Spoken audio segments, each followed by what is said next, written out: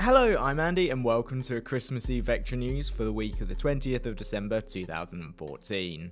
Coming up in this week's episode, Nintendo is working on new console ideas, Telltale Games and Mojang team up to make a Minecraft game, Valve has a change of heart with Hatred and restores it to Greenlight, and there will be no more balance patches to Super Smash Bros. On the Wii U or 3DS.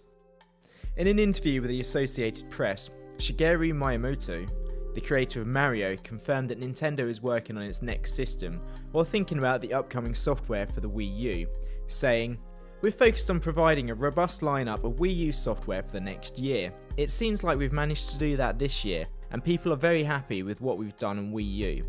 For the time being, our focus is on the Wii U hardware, but Nintendo as a whole has groups working on ideas for new hardware systems. While we're busy working on software for the Wii U, we have production lines that are working on ideas for what the next system might be. Although the recent release of Mario Kart 8 and Super Smash Bros. For the Wii U have seen sales of the console rise slightly, they seem nowhere near that of the PlayStation 4 or Xbox One, despite the console being out for a year longer than both of the others. The question is, could this mean that the Wii U has a very limited lifespan left? At least the console owners know that they will have 1 year of content left, with the new Zelda and Star Fox games being confirmed for release in 2015. However, if we do look at the Wii as a comparison, that console was released in 2006 and the Wii U came out in 2012, so that was a good 6-year lifespan. So could Nintendo really be thinking about releasing a console just 3 years after the Wii U's release? If we look through Nintendo's timeline historically, it seems the shortest interval between consoles was actually 4 years, which was between the GameCube that released back in 2002 and then the original Wii releasing in 2006. All of the other consoles had at least 5 or 6 years between them. However, with the sales of the Wii U currently being so low, will Nintendo decide to cut their losses and attempt to bring out a new console? Telltale Games and Mojang have teamed up to create a new episodic game series titled Minecraft Story Mode. This is the second time Telltale has recently teamed up with another game company to bring a game, with the last one being Gearbox and Tales from the Borderlands. On the Telltale blog they posted the following: Minecraft Story Mode will be an all-new narrative-driven game series by Telltale in collaboration with Mojang. Set in the world of Minecraft, the series will feature an original story driven by player choice. It will not be an add-on for the Minecraft, but rather a separate standalone product that will premiere in 2015 on consoles, computers and mobile devices. Mojang was purchased by Microsoft in September of 2014 for $2.5 billion, and to be fair on Microsoft, they haven't stopped Minecraft being sold across multi-platforms as of yet.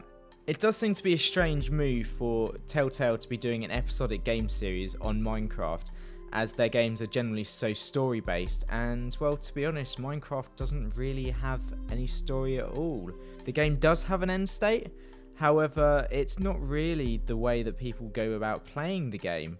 There are also various adventure maps that other people have made stories of themselves in Minecraft, which I guess that's where Telltale is going with this.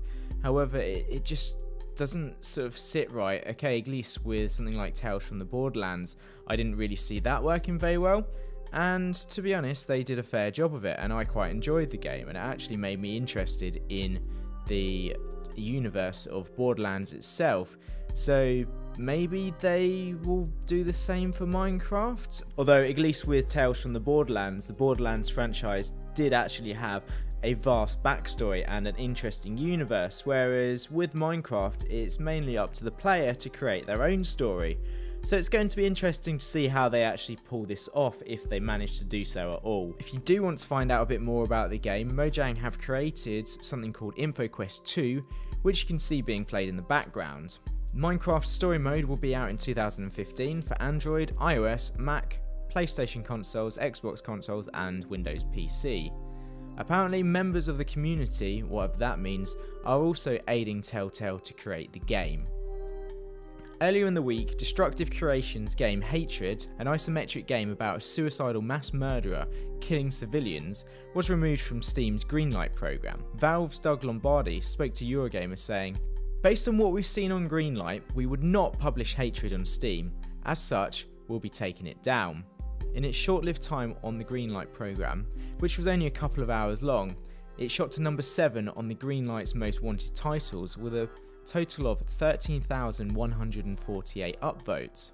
The developer posted a statement to its fans saying that it respected Valve's decision and trying to reassure its fans. They said, "Even though games like Manhunt or Postal are still available on Steam, we of course fully respect Valve's decision, as they have the right to do so. In the same time, we want to assure you that this won't in any way impact the game's development, the game's vision or gameplay features we're aiming for. The game is still to be released in Q2 of 2015 as planned." However, this isn't the end of the story, and fortunately for Destructive Creations, who didn't go on Twitter and send a death threat to Gabe Newell, it looks like Valve has actually reinstated the game onto the Greenlight program, with an image being shown on the Destructive Creations Facebook page, which seems to be from Gabe Newell, saying, "Yesterday I heard we were taking Hatred down from Greenlight. Since I wasn't up to speed, I asked around internally to find out why we had done that. It turns out that it wasn't a good decision, and we'll be putting Hatred back up. My apologies to you and your team. Steam is about creating tools for content creators and customers. Good luck with your game, Gabe." Now I have to say, although I don't personally like the look of the game Hatred, and I don't really care for what the game is offering with the ability to go around killing innocent people, I do feel like they've made the right decision reinstating it on the Greenlight program, and it shouldn't really have been taken off in the first place. It's like Gabe said, Steam is about creating tools for content creators, and Valve don't seem to really be curating much anymore, with a lot of the games just making their way onto Steam, and they're pretty much garbage. So if this is actually going to be a genuine game and it have a decent gameplay, then it has every right to be on the shop. If people don't want to buy it or play it or see it, then they don't need to go and look at it. It does look like there's a thread that's appeared on the game's Greenlight page as a petition to remove it, or at least that's what the title says. When you go into some of the comments, it does seem that a lot of people don't really agree with this, and they're saying, hey, you know, maybe it should be here. If you do want to have a look at Hatred, then you can find it on the Steam's Greenlight page.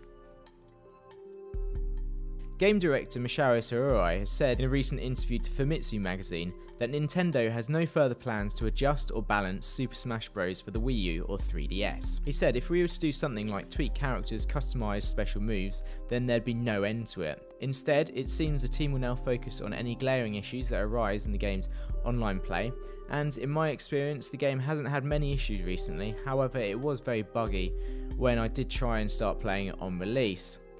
At present, there doesn't seem to be any DLC planned for Super Smash Bros. On the Wii U or 3DS that you have to pay for, except for the Mewtwo character, which will be releasing in spring 2015. Then again, they might bring extra characters or levels, like, for instance, they did with Mario Kart 8. But that's all from Vectra News for 2014. Don't forget to like, favourite, subscribe, follow us on Twitter, Facebook, and check out vectranews.co.uk to keep up to date with everything on the network. On behalf of everyone at Vectra Gaming, we hope that you have a Merry Christmas and a Happy New Year.